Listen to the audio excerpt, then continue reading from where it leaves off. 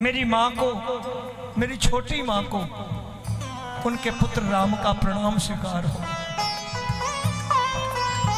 कैकेयी फपक के रो पड़ी कि राम, तूने मुझे माँ कहा, तूने मुझे माँ कहा, मैंने तुझे वनवास भेजा, फिर भी तूने मुझे माँ कहा। मैंने तुमसे तुम्हारा पिता छीना, लेकिन फिर भी तुमने माँ कहा। तो राम जी ने बोला, माँ तू तो मेरी माँ थी, माँ है और माँ रहेगी।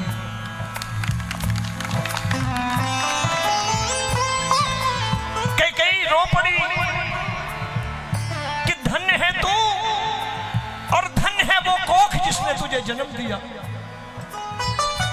आखिर कौशल्या दीदी का पुत्र है ना,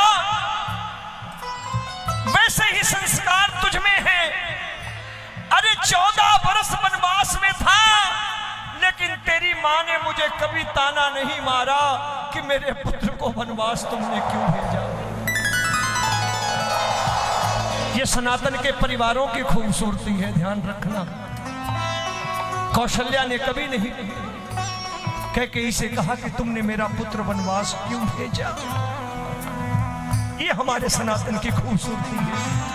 सनातन दूसरे धर्म को गाली देना नहीं सिखाता, सनातन अपने धर्म का, अपने धर्म की व्याख्या करना सिखाता है। एक हमारा सनातन है जो कहता है सर्वे भवन्तु सुखिनः सर्वे सन्तु निरामया। एक हम है जो आरती के बाद कहते हैं विश्व का कल्याण हो, प्राणियों में सद्भावना हो।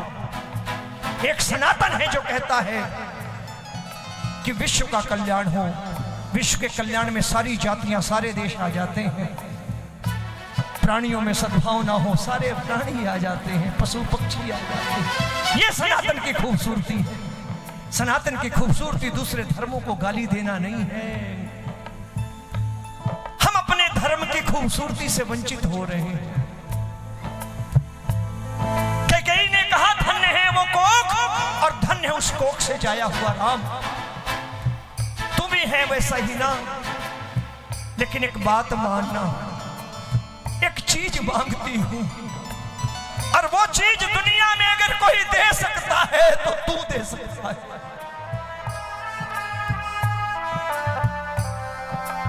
राम जी ने कहा मांगो मां, जरूर दूंगा, जरूर दूंगा। तो जानते हैं क्या मांगा कैकेयी ने? कैकेयी ने कहा राम, तुमने 14 बरस वनवास में कष्ट झेले, लेकिन मैंने भी 14 बरस इस महल में मर मर के बिताए हैं। मैं जीवित नहीं थी। अरे जिसकी कोख से जना हुआ उसे मां कहने से इनकार कर दे, वो मां कई बार मर जाती है। अगर तू मुझे कुछ देना चाहता है तो मैं झोली फैला के मांगती हूं कि एक बार भरत से कह दे मुझे मां कह के बुला ले।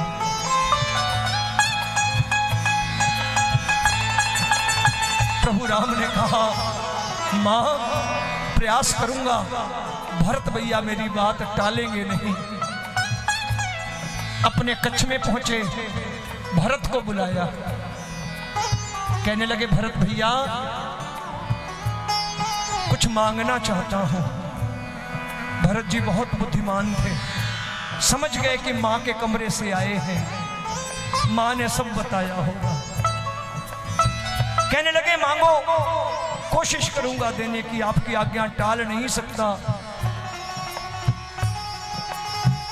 हमारे राम जी ने भरत जी से विनती करी, ये सब कुछ भूल जा, ये तो विधि का विधान था।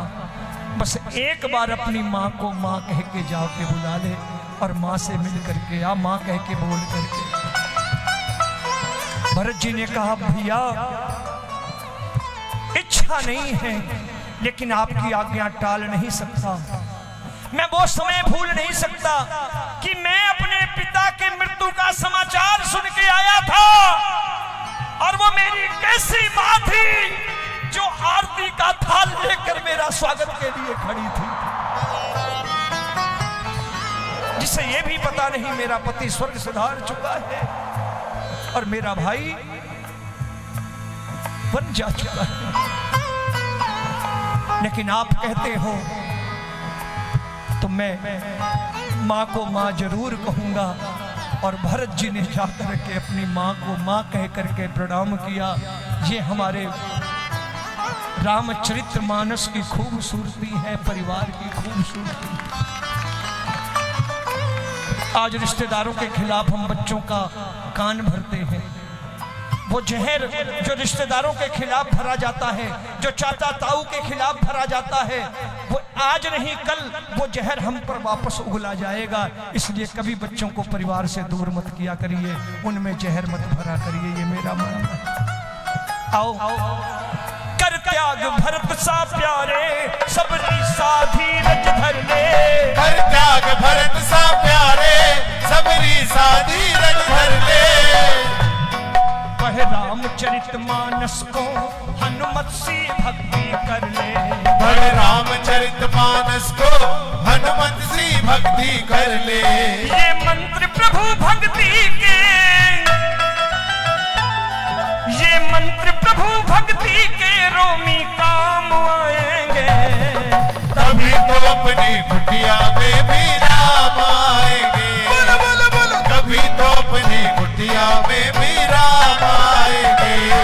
कुछ बेर चुनौने की के, कुछ बेर चुनौने की के, कुछ कर्म करोने की के, कुछ कर्म करोने की के, काम आएंगे। एक बार बोलो ना, तभी तो अपनी कुटिया में भी राम, कुटिया में भी राम आएंगे। कुछ कर्म करोने